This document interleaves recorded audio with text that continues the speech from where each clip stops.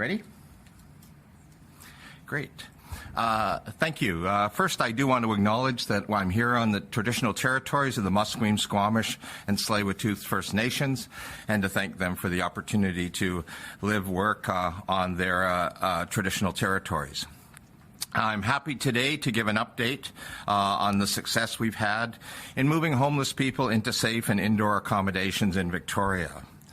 You'll recall that on April the 25th, we set out an ambitious plan to move people from Oppenheimer Park in Vancouver and Topaz Park and Pandora Avenue in Victoria into safe accommodation with wraparound supports. On May 9th, we completed the move of 261 people from Oppenheimer Park. That park is now closed and rehabilitation has begun there. And today I'm pleased to announce that as of yesterday, we had completed 308 moves from Topaz and Pandora into safe temporary housing. That housing includes wraparound services such as daily meals, supports with mental health and addiction challenges, supports for people with mental health and addiction challenges, and help for people finding more permanent housing solutions. I do want to note that this would not have been possible without the incredibly hard work and collaboration of many, many people who've been involved in this partnership, including staff from BC Housing, from numerous ministries in government, from the City of Victoria, from Island Health, from key organizations in the community who played a critical role in this, from the provincial service providers, peer support workers, and outreach workers. All have approached this very large and complex effort to house people with compassion, with care, and with the focus on providing people with choices that best suited their individual needs. And I very much want to thank them for their efforts. You will know that today, May the 20th, is the day that was put in place for the completion of this project. That project is completing today. It is our expectation and hope that we will have moved all of the people from our original, when we started this process, we will have moved all of the people by end of day, and they will be able to move forward on completion of the closure of those sites. There is a possibility that it could flow into tomorrow, but every expectation is we will complete the moves today as they're ongoing. People are packing up as we speak and moving. At the same time, we are continuing to work with additional people who have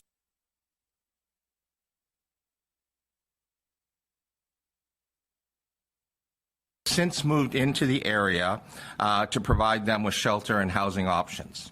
You'll know that a number of people, maybe about 30 people, came to the site after we had established who was there.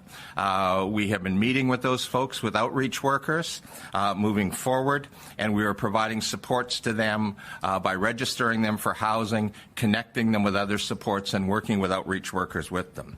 Outreach workers will continue that registration of people. A resource guide has been developed so people have information on safe places to shelter, on access to hygiene, harm reduction, health care, and food services. We've made significant progress on this work. As I said, we will have expect to complete today, and what that will mean is over the past 3 weeks or so, we will have moved 600 of the most vulnerable people in British Columbia from encampments into housing with wraparound services. This is an important step in addressing the challenges of people who are street entrenched, people who are homeless. There is more work to be done. The government is committed to working on this moving forward, and we're looking forward to the opportunity to do that. But we're very pleased that we now see by end of day today our expectation that we will have completed the initiatives at Pandora and Topaz along with the completion on May 9th of Oppenheimer Park. With that, I'll take any questions. Thank you, Minister. And a couple of gentle reminders to the media on the phone. Please press *1 if you have any questions. If media has follow-up questions, please press *1 again to queue up, and time permitting, we will be able to take more questions. Please keep your phones unmuted. You will not be audible until I call out your name. We begin today with Brishti Basu, Victoria Buzz. Go ahead, Brishti. Hi, Minister. Thanks for taking my question. I have kind of a two-parter. For the first part, can you remind me what the deadline is for dismantling the two encampments? And second part, the people who staff facilities like Save-On Foods Memorial Center and the former Comfort Inn Hotel, will they receive any extra training before they serve and work with homeless populations, many of whom have complex mental health and addiction issues? We'll know that for the folks who are on those facilities, they have been receiving training. Many of them are people on the health and social services side who've come from service-providing organizations. They've come from Island Health. A number of the people who have been hired, who were employees of the hotel, have been brought in also to deal with things like maintenance and those kind of related services to the accommodation. The provision of services, the health and social services, the wraparound services are being provided by those who have that training and expertise now. And if you could just remind me the first part of the question again. Just what the deadline is for dismantling the two encampments. Well, we expect to complete today, and the site will then go over to the City of Victoria. The City of Victoria will secure the site and begin to work with BC Housing and others to remove tents and things and clear the site. But we would expect that to start very soon after the last people have left the site. Thank you. The next question is from April Lawrence, Czech News. Hi, Minister. Yeah, just wondering if there are people who refuse to leave the two sites, if you will be forcing them out, and on that, if there are concerns about them simply moving to other areas, particularly Beacon Hill Park. We're looking now. There are a small number of people who have. There's a couple of things. There's a small number of people who simply have said they do not want to come inside. That's their choice. We're not forcing anybody into housing. We will continue to be available should they change their mind later today. We will still provide them with housing. What we're doing for those people is we are providing them with information about resources that are available and continuing to connect them with outreach workers and with the housing registry. But we are telling them that they do need to leave the site, and our expectation is that that will occur and that people are packing up as we speak to leave the site, and that's what we would anticipate those folks will do. Again, for the vast majority of people, this is not an issue, and they seem to be getting ready for the moves today. Brenna Owens, Canadian Press. Go ahead, please. Yeah, hi, thank you for taking my question. I'm just wondering whether the minister has seen this letter from Pivot Legal Society dated May 14th that outlines a few concerns around decampment, including, insufficient engagement with clients, some service providers who can't seem to find their clients, a doctor who says he can't find a client to prescribe medication, people only being allowed to bring 2 totes of personal belongings. Have you seen that letter, and what's your response to some of those concerns? I have seen the letter, and as you'll know, that's a letter from Pivot Legal. And every time that we get a letter from lawyers, we talk to our own lawyers about that. What I would say is that we've had outreach workers in the camp from day one, workers who are community-based workers, workers from BC Housing, from my ministry, from Island Health, who've been working every day with people on the site. Health supports have been there. All of those supports are ready and available for people in the housing where they're moving to. We're very confident that this has been the most comprehensive and engaged process of this type that we've probably ever seen, and that I believe it's been done successfully. It's been done with compassion. It's been done with ultimate consideration of the campers and of their interests and very much their desires. So I'm very confident with the process that we've undertaken. The next question is from Mr. Lindsay Kynes, Victoria Times columnist. Hi, Minister. I'm just wanting some clarification on the numbers, if I could. At the beginning of this process, you had said there were about 360 people in the 2 camps. I'm just wondering if that's still the number you're working with, and how many of those you anticipate having moved by the end of the day? We're looking now, as I said, with people who, for a variety of reasons, have moved on. We're probably looking at a number, and we'll finalize this at end of day, probably about 340 people all in. And as I said, we had 308 out as of end of day yesterday, and our expectation is we'll move the last 30 or so people out today. The next question comes from Sheila Scott, CTV Vancouver. Oh, hi, Minister.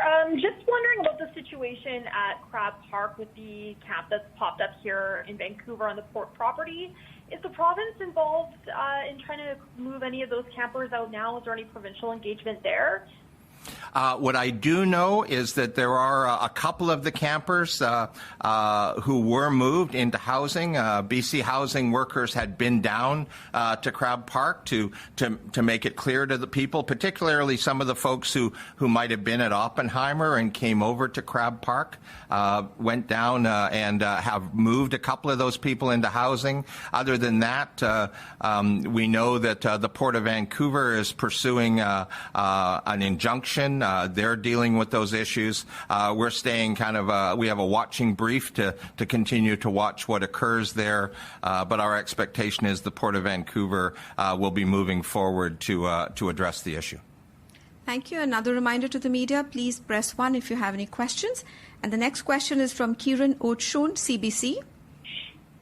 Yeah, hi, Minister. I was wondering if maybe you could give me just an update on the timeline going forward. This is sort of a deadline that we've reached here.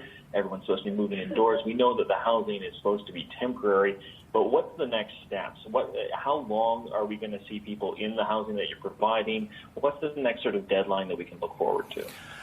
Well, as you'll know, there are a number of the properties. Some of them, like the Comfort Inn, is a property that we've purchased. And at this point, we have 93 people in the Comfort Inn in 2 separate facilities within that site.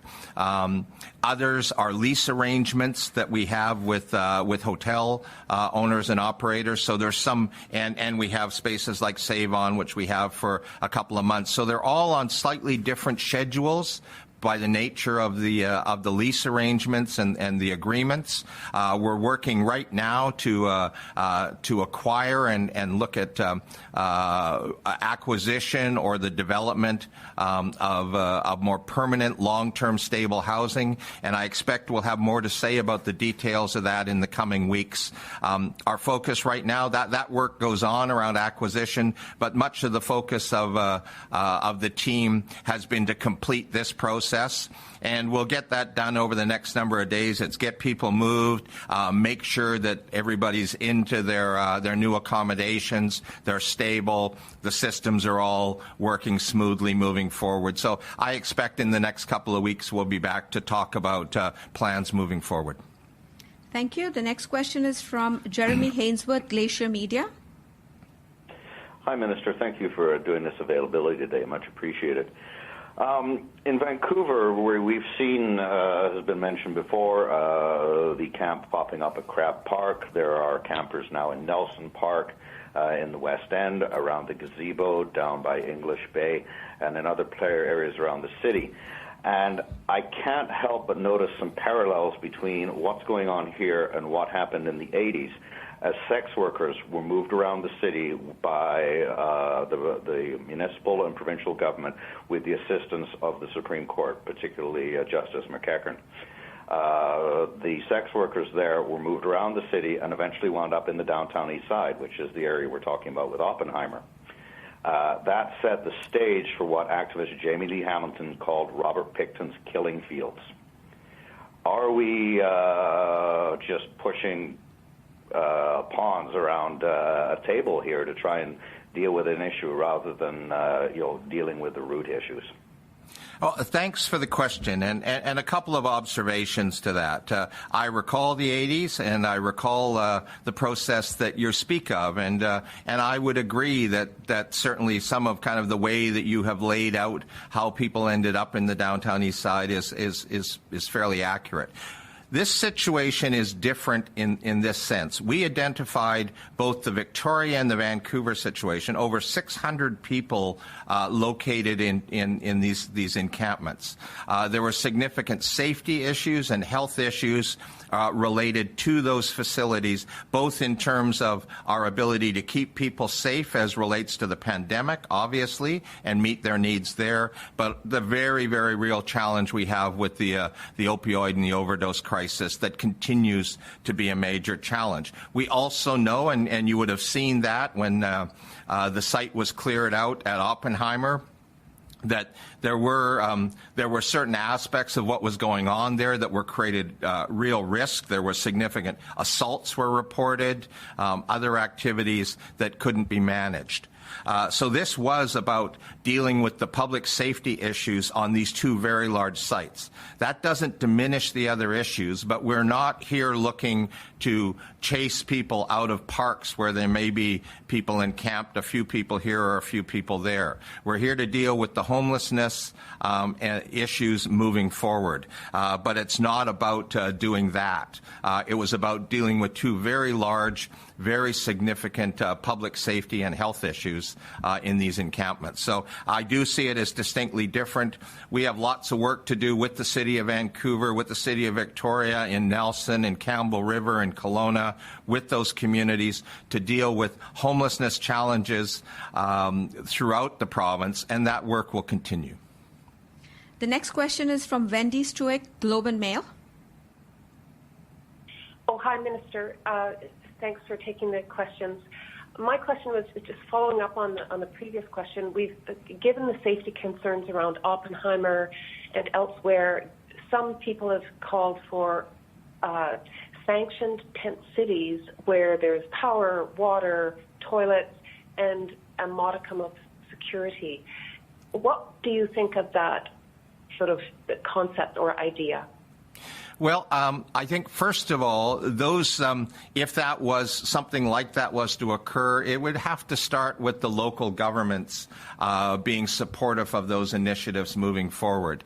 We have not contemplated that.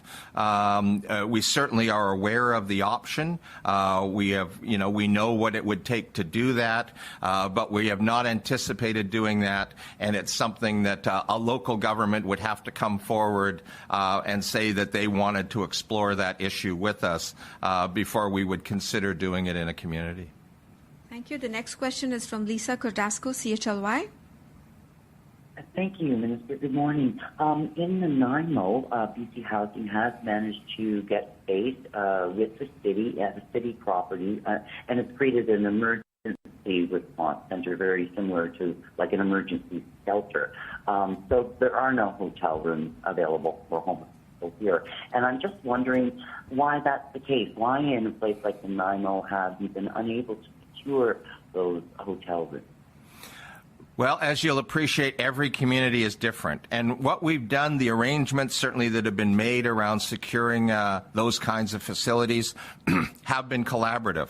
We've worked with hotel associations. We've worked with hotel owners. We've worked with local governments to look at what the options are to access that housing. I know that there's significant discussions going on in the Nanaimo area. I know the local MLAs there are working hard with the mayor and the city and BC Housing and Minister Robinson, the Minister of Municipal Affairs and Housing, to look at what the options are moving forward to address the real issues in Nanaimo. And so that work is ongoing, and I'm hopeful that there will be strategies come forward soon that create opportunities to address what are real challenges in the Nanaimo community. Thank you, Minister. And our last question is a follow-up question from Sheila Scott, CTV. Go ahead, please. Hi, thanks again. Just wanted to check in as well on the hotel situation in Vancouver with the people at Oppenheimer moving into those hotels. Is there any indication how that's working, how that's going? Everything seems to be going fine. I've certainly got updates. People are moved in. They're getting settled in. The services are there. The work, which is a lot of this work, is about building relationships between the service providers and the people who are being supported. So that work's ongoing. As you'll appreciate, this is a very complex population with significant issues and challenges, and we're always going to be working with that moving forward. But I'm pretty happy with how it's gone to this point, and we will continue that work to make sure we stabilize people in their communities in this housing and look at how we move forward to meet their needs moving forward. But so far, so good. Thank you. That's all the time we have today. Thank you all for joining. Thank you.